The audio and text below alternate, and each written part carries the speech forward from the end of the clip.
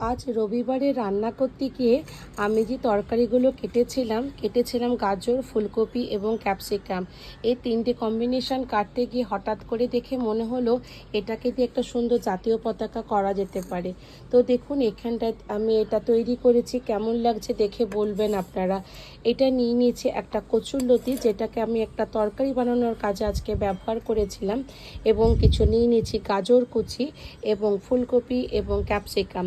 তিনটেকে পরপর রেখে কত সুন্দর দেখতে লাগছে। এবং এটাকে যেহেতু তরকারিতে ধনেপাতাও ব্যবহার করেছিলাম, তাই ধনেপাতাকে ঘাস হিসাবে এবং আমাদের মাটির যে আমরা যে রাইস খাই বা যে চাল খাই, সে চালের দানা কিছু ছিল আমার কাছে, এরকমভাবে সেটা দিয়ে ভাবলাম ডেকোরেশন করি।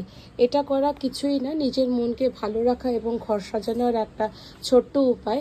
বোটানিক্যাল ডায়েরিতে আপনারা যারা দেখছেন, আপনাদের যদি ভালো লেগে থাকে এটা বানানো কেমন